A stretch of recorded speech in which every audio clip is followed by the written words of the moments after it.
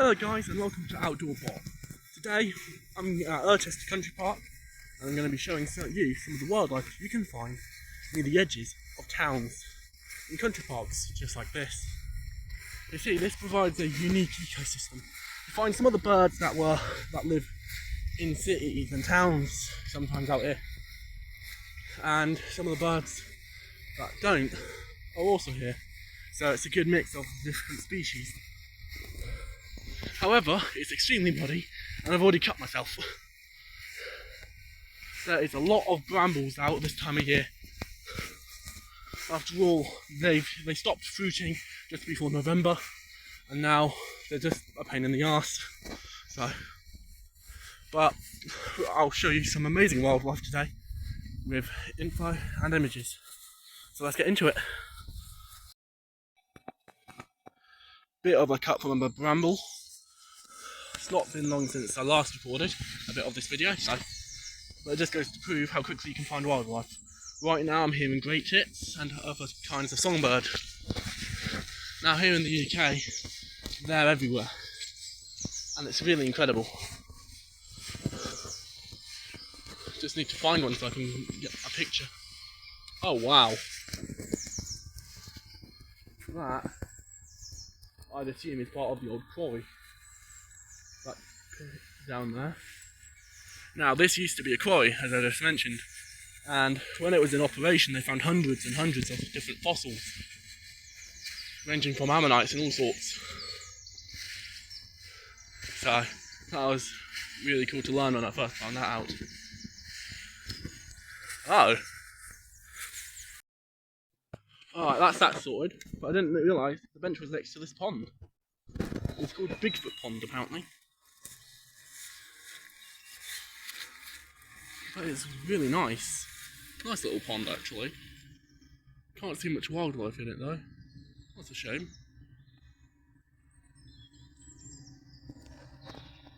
Just relaxing, isn't it? Alright, well that's the camera set up. So we can get some good images. I'm just going around to the other side of the pond, hoping there might be a water bird or something we can get a photo of. So, if there is, that'd be nice. Right now, I'm just following a game trail. I don't know whether it's a man-made one or an animal-made one, but a game trail nonetheless. But it's always interesting following these things to see where they lead, because these are like animal highways, basically.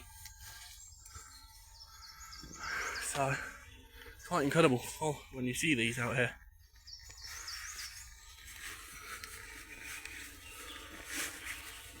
But yeah, it's nice. Oh great, brambles. I don't think I'll be going down there, at least not that route.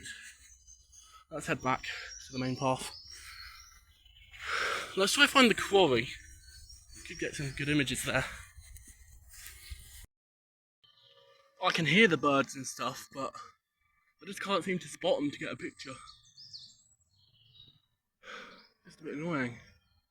But I think it's time for lunch. It's pretty much midday, so I've got some crisps and a sandwich. So I'm gonna eat that and then we'll carry on trying to find the quarry. So I finally went to get a photo of my camera, and well, basically I put new batteries in my camera this morning and somehow it's dead without even taking a single photograph. How does that work? I don't know. And apparently this down here, I think, is the quarry, because it says danger, keep out, and chance of rockfall. So let's have a look, shall we? Oh yeah, that goes deep. I can just barely make out how deep it is through the brush. That is a big slope.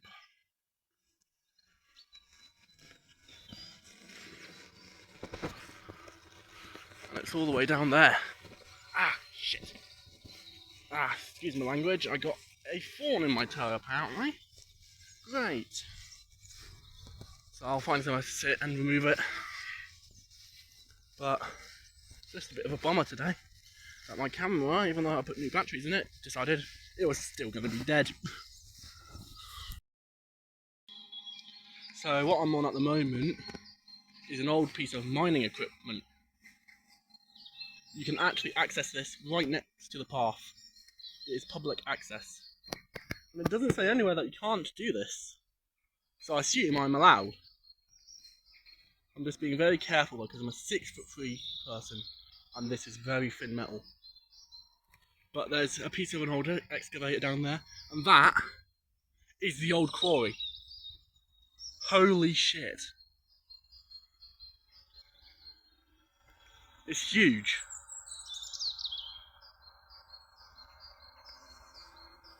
So I know that fossils have been found in here before. You're not meant to be able to access it, but clearly, regularly people do.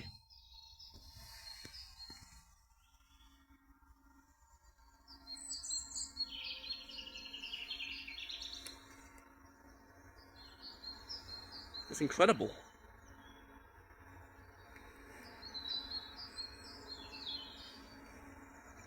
Just be careful with my weight. So, that disc there and that disc there, I'd imagine, were part of an old pulley system. But it's amazing to think that the people who worked here left that down there. Makes you think, what else is down there?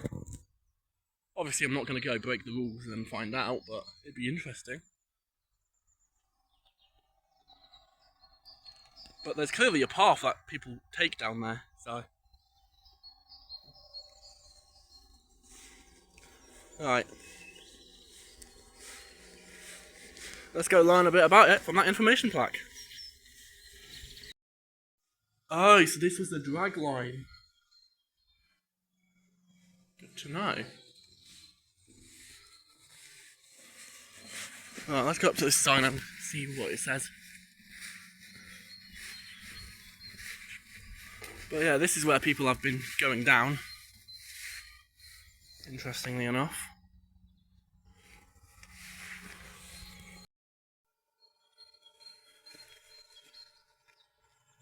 So that is that apparently, where the drag line used to be.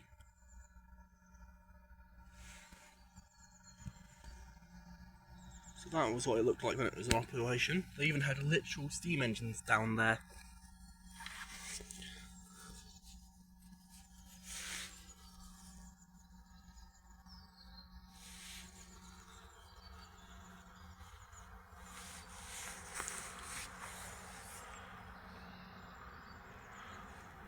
Okay, so this was abandoned because it became impractical to mine here. Just couldn't get it out. Wow.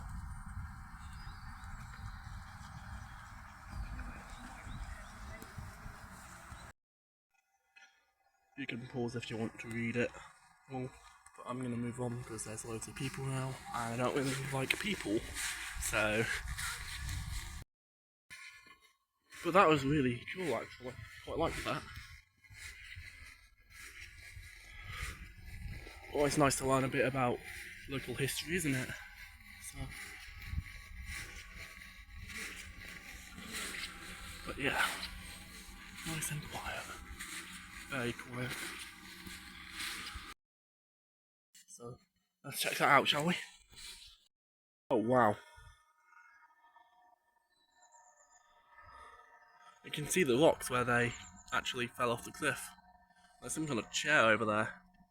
Or some kind of thing. So that limestone over there contains fossils apparently.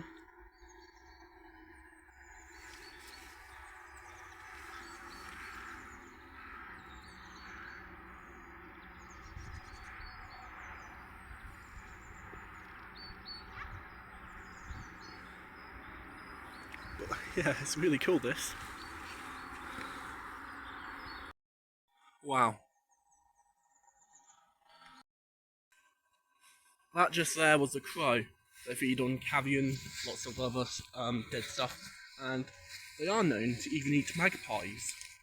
which is a relative of theirs, which is bizarre really. But it is quite fascinating because they're also intelligent. They can hold a grudge for several years, and that is actually recorded science as well. Oh wow, there's an actual proper pathway here. I'm gonna go down it.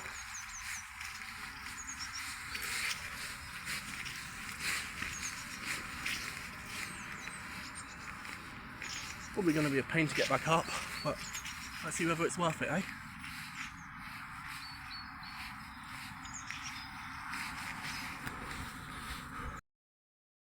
Right there is a little coal tit.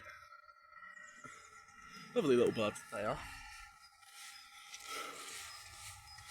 I'm sticking to the bit with grass on it, even though that is still kind of stupid. What about? The main path is actually better.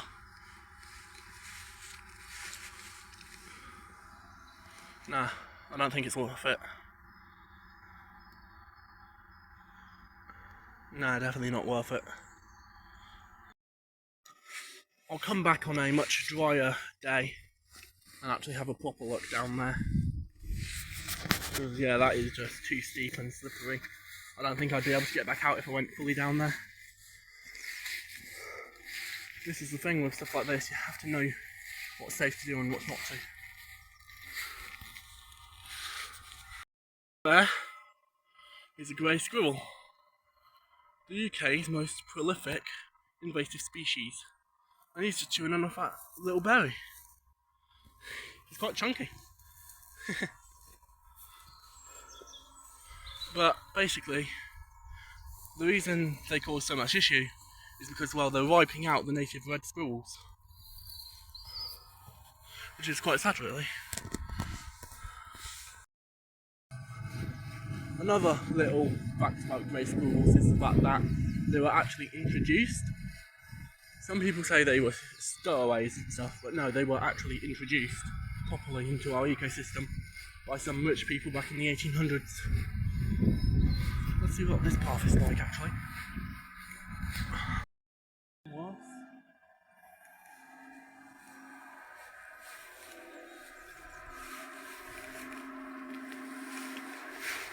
So let's follow it.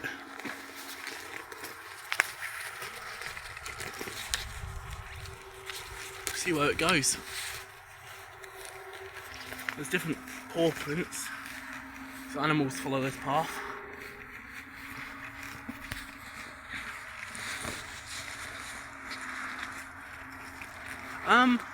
No thanks.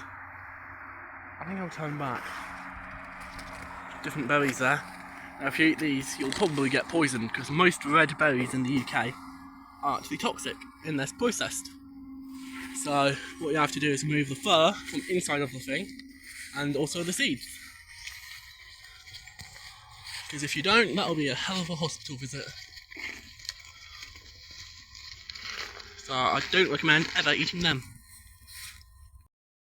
Now, the reason I haven't gone down many other paths that go really steep is because, one, it's slippery, which means you'll struggle to get out, and two, it's just not a good idea to go on steep paths, especially on your own. So if you do ever do that on your own, it's pretty much putting yourself at risk.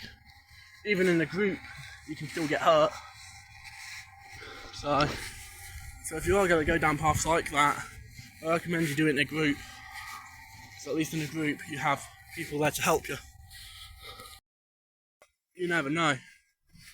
I've just seen a bird's nest over there though.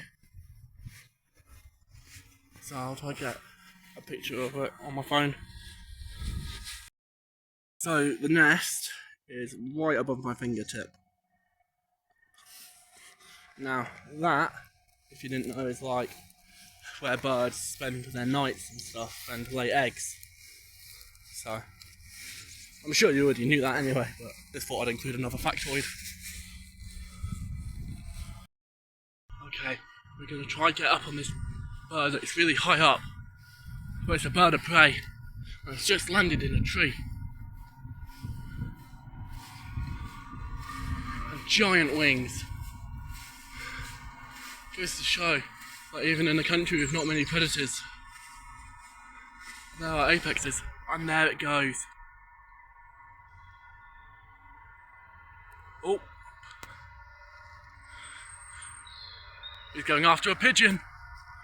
Ha ha! He just went after a pigeon. Ha! That's incredible. He probably spotted him from that vantage point over there, and then decided to swoop in and try to get a meal. That was incredible. Okay, so this is the edge of the country park here. So, but there's a road right there that I can see. Now this is where stuff like deer and badgers get killed quite easily by cars. Just look how close that road over there is. Let me go up to this bit of fence here, and you'll get a much better view. Oh, bird. But yeah, there's just a road right there across that farmer's field.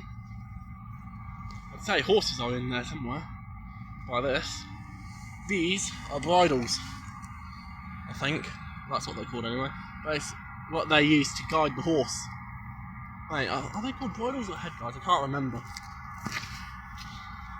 I haven't rode a horse in ages, like years, so. But yeah. What is that? There's something standing up right there. I don't know whether it's a log or an animal. It almost looks like a bird of prey. It might be the bird of prey we just saw, actually. I don't know. But, yeah. But if you look on the ground and stuff, you'll see loads of different paw prints and stuff, which is quite incredible. Shows you how vast an ecosystem is. Because in amongst the dog walkers' footprints and the dog paws, you'll see fox, badger, all of it. I need to tie my laces up. Great. I don't know why, but this particular path reminds me of the pathway in Little Red Riding Hood, like in the book that I used to read at school, that in like year 1 or 2. So, yeah. Just thought, why does it remind me of that? So I thought I'd include it in the video. I've just found something cool. So, that is a bird box. But judging by the size of the hole in it, I'd say it's for something decently sized, not your small colt or robin. Hole's too big for that. I'd say something more the size of, like, well, half the size of a pigeon or something like that, if you know what I mean. But they're used for conservation efforts all around these woods. And without conservation, a lot of animals would be extinct today. Oh wow. That's even more incredible. That there is a bat box. That's incredible. Now bats will go in there, hibernate over the winter and stuff. I'll try to get it back in view. Is that? Yep, there it is.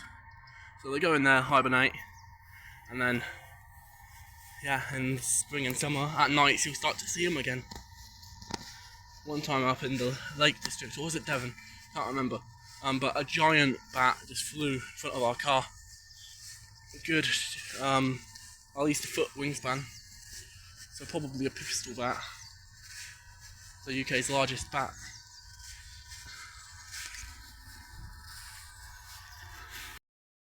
Oh my god. I remember that from when I used to come here as a kid. That's the old playground. Oh, that's a lot of nostalgia. Me and my sister used to play on that when we were little kids. I don't really talk to her much anymore, sadly, but still love her, she's still my sister. But yeah, that's incredible to see it's still up. I haven't been here in ages. But some of the smaller pits from when they did the quarrying around here actually fill up with water these days when it rains a lot, and it leaves stuff like this. Disgusting, really. But the animals, they drink out of it and somehow survive. But then again, their immune system is much more suited to that stuff. I do just want to say, if you keep seeing the floor, I'm sorry. I'm still trying to figure out like the best position to hold my phone at while recording. I'm walking and trying to watch where I am, so I'm subconsciously, accidentally pointing it at the floor as I'm walking, which might not result in the best video. After all, I'm still new to this. So, well, this trail I'm on, ow, something just pierced my shoe and stabbed me. Great. At least it's not stuck in my shoe. But whatever that was, it hurt. But at least I'm enjoying nature. It's so peaceful. If you go off these offbeat trails, you won't run into as many people, and it makes it so much more immersive. And it's just nice. Now this is what I mean when I say muddy trail. It is caked in mud. With this, the best you can do is just be careful while walking down them. But loads of other people have clearly been down here, which tells me it's safe to do so today. Because if it wasn't, there wouldn't be so many footprints.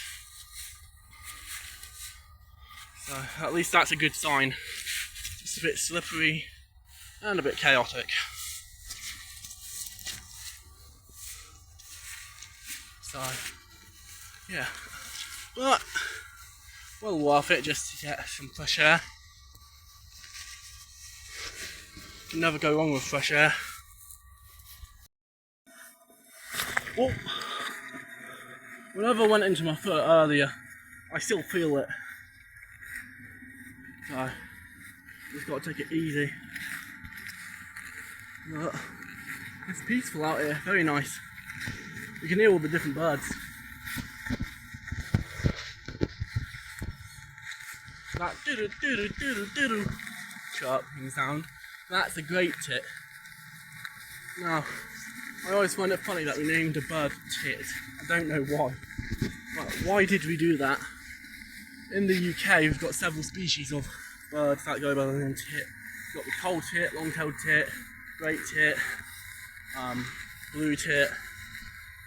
Trying to think of what others there are, but there's quite a few. What I'd love to see one day is a nightingale bird. They are a nocturnal species of bird native to the UK. So yeah, they're quite cool and unique. In the UK we've got about, well, I don't know the exact number, but we don't have many nocturnal birds.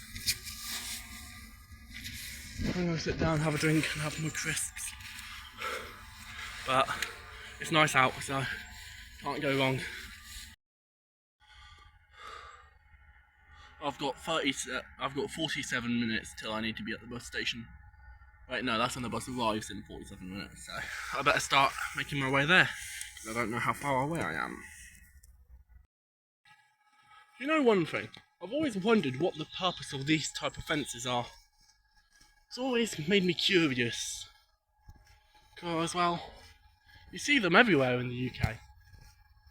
And it's just, what are they for? I know there's a type of fencing, but it's not trying to stop you from going in there. Because look, it's like, yeah, you can just walk in there anyway. I just don't get that. Never have, to be honest. But at least they look good. I just found another information plaque. pause if you want to read, but interesting. A steam shovel excavating Wembley pit in 1930s/40s. Huh. That's interesting then. Very interesting. I do suppose back in those days it was mainly steam stuff they used to do quarry work as well. I guess diesel hadn't been invented. Electric was still basically new. So, from what I understand, electric was only used in houses at that point in time, and a few select gadgets in the 40s and 30s. So, yeah. But it's just peaceful up here.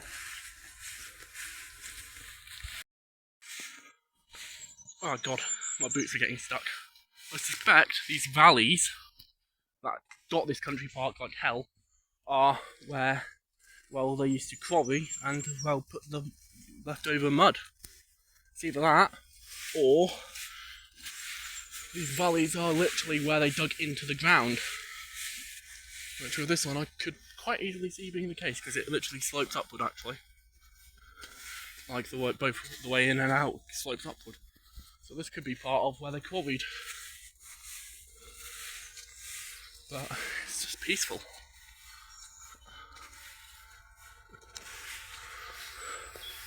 I know when they were doing the quarrying and stuff, and even after when people have gone into the quarry against recommendations not to, they have found fossils of ammonites, different ichthyosaur jaws, stuff like that. So it's always incredible to just think that this is in your local area. And for me, this is just 45 minutes on bus from well, my house. So it ain't too bad. So it's nice having these kind of places close-ish by. Oh. There's a school there.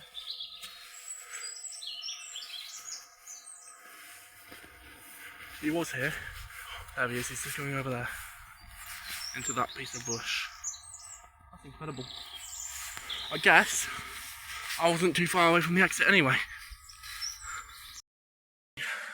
Well, we have reached the car park. Oh, another school. Just went across that pathway there. There's another one just behind that tree. There's this little guy. There he go. Oh, he's on this tree. There he goes. I'd assume this is that treetop adventure thing that they do here. Quite. Oh, it's not too high off the ground actually. Huh.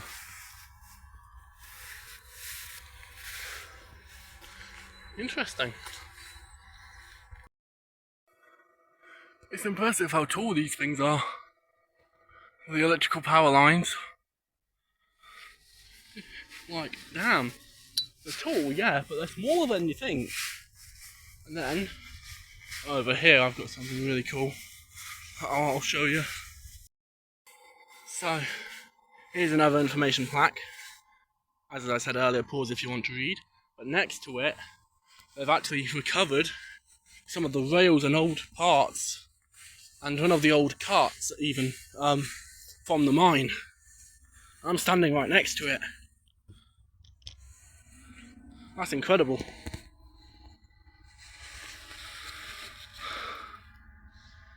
And that is the manufacturer. So these would have been different carts and stuff that they'd use to transport stuff out of the quarry using smaller steam engines. So the steam engines they'd use aren't your ones you typically think of when you think of a steam engine. They're not your big, heavy tank engines or something like that. They're smaller than even the smallest mainline trains at the time were. Like, look at the size of this railway.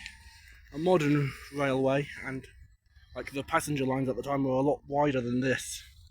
So I was just on my way up to the bus stop, which is up there, and I didn't realise there's another one of those carts.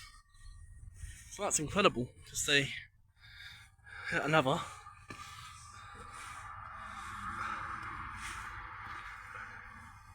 I wonder what these big metal beams played a function for, because there's one on the other side, right here.